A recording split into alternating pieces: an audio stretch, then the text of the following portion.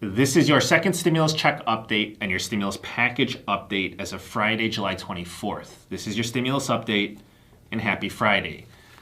I have bad news for you, and I'll get straight to the point. The Republican proposal for the next stimulus package, it is delayed. It was supposed to be released yesterday or today, but that's not going to happen. That's not the bad news. The bad news is that the Republicans, they're fighting one another over the second stimulus check and the extension of unemployment benefits. The Republicans in the Senate, they're fighting with the Republicans in the White House. In the White House, the key players are Treasury Secretary Steven Mnuchin, Chief of Staff Mark Meadows, and of course President Trump. When it comes to unemployment benefits, both the White House and the Senate Republicans, they want to extend the unemployment benefits. The disagreement is for how much. The federal unemployment benefit from the last stimulus package, that was an extra $600 a week. That benefit is expiring this weekend.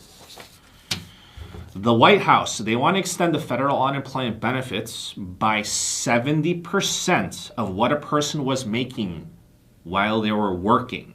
The Senate Republicans, they want to extend the federal unemployment benefits by 50% of the state unemployment benefits.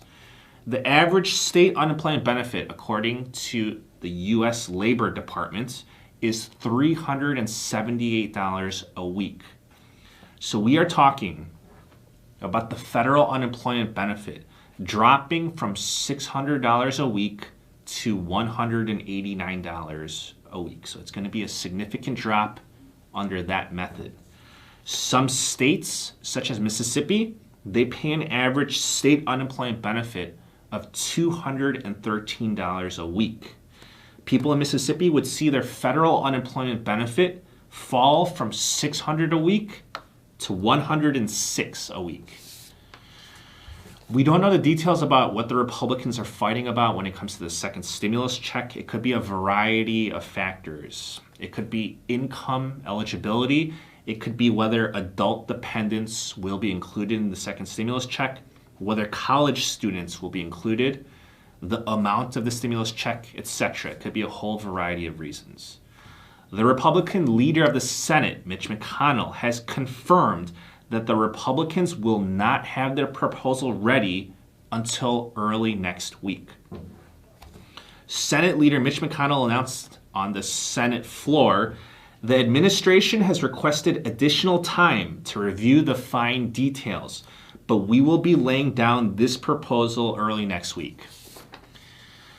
Of course, all of this is easy game for criticism from the Democrats. The leader of the Democrats in the Senate, Chuck Schumer, said our Republican colleagues have been so divided, so disorganized, and so unprepared that they have struggled to draft a proposal within their own conference. If the Republicans cannot even agree amongst themselves, I cannot even imagine how poorly the negotiations will go between the Republicans and the Democrats. Please keep in mind that unemployment benefits for 20 plus million Americans expire this weekend. Today is July 24th. The Senate is only working for 3 weeks. We literally just wasted 1 full week. We only have 2 weeks remaining because in 2 weeks, the Senate, they go on vacation for 31 days and they do not return until the middle of September. Speaker of the House Nancy Pelosi offered to keep on working until the job gets done, but Senate Majority Leader Mitch McConnell said, we are not modifying our recess schedule. Besides the unemployment benefits expiring this weekend, the federal eviction protection for millions of renters expired today. This protection covers renters who live in homes backed by federally backed mortgages. The Urban Institute estimates there to be over 12 million households, or 30% of renters nationwide. Landlords, they can now give their tenants 30-day notice and then begin the eviction process. Congressmen such as Jesus Garcia are expecting mass evictions and homelessness. He says that if we fail to act, recovery from the pandemic and the looming economic crisis will be impossible.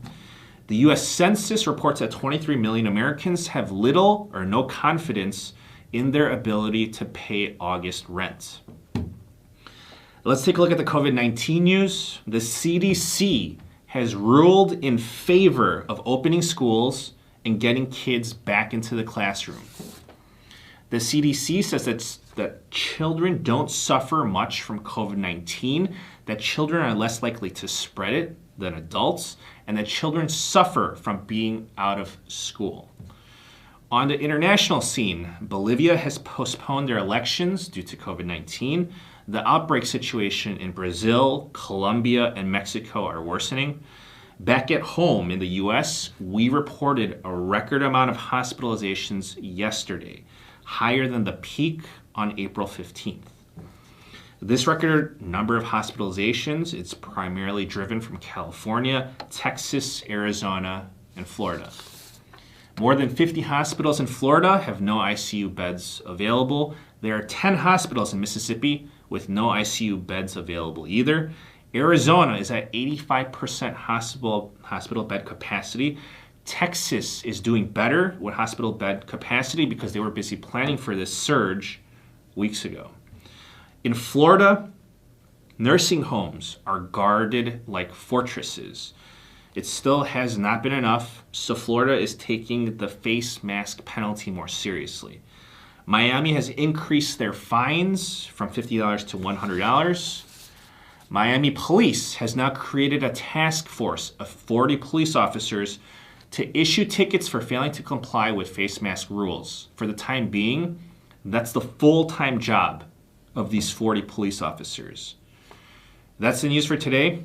Please subscribe, and I will keep you updated. I'll save you some time, and I'll give you any advice when applicable. Thank you so much. I greatly appreciate it, and please stay safe.